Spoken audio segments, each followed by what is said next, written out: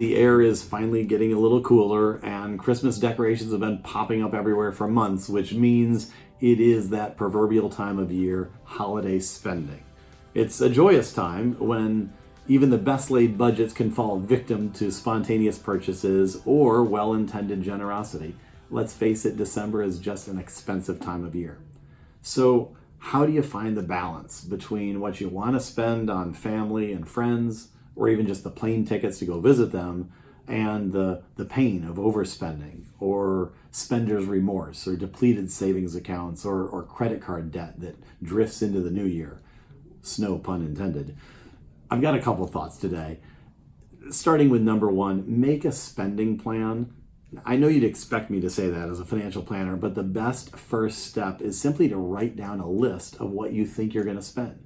Write down the names of all the people who are important you want to buy something for, and then next to that, write the dollar amount that you want to spend or are willing to spend for them. Include in the list any decorations that you might want to buy that are outside of your normal budget. For example, a Christmas tree. You don't buy those every month and it costs money. And then make sure to add in any money for travel expenses to visit people. As the old saying goes, knowing is half the battle. And so even if the total is big, at least you're now empowered to make some changes to what you plan to do, and maybe even subconsciously begin making some adjustments to move your money into the areas that are of higher priority for you during the end of the year months. Now, the second idea is actually to establish what we call a holiday escrow account. You know how part of your mortgage payment each month is a little portion that will be escrowed or held by the bank for your annual property taxes and homeowners insurance? Well, you can do the same thing for your holiday spending. If your total expected spending from the list is, say, $3,000, basically divide by 12, that equals $250 a month. So go to your bank, set up a no-fee checking account or set one up online, and nickname it Christmas Fund. The nicknaming is really important, or Holiday Fund, because you want to remember later in the year that you can't go into that account to take money out for vacations or travel or fixing the refrigerator. And then set up an automatic transfer from your primary checking account into this new holiday escrow fund.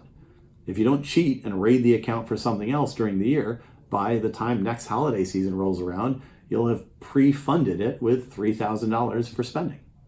That'll feel really good.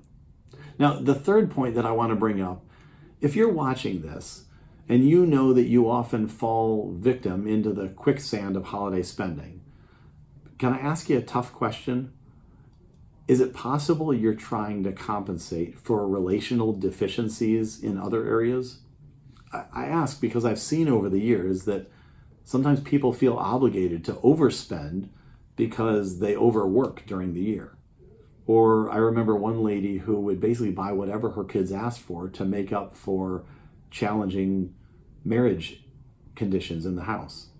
And so I bring this up because if your motivation for holiday spending falls into a category like these, then making a list and budgeting and escrowing isn't really going to change anything. And so I would encourage you to really think about this and consider having a real conversation with your loved ones about your relationship with them. Because I bet what you'll find is the gift that would be most valuable to them doesn't cost any money at all. And so with that, I wish you a delightful holiday season, and I hope you're able to keep the stress to a minimum and the laughter to a maximum. See you back here next time.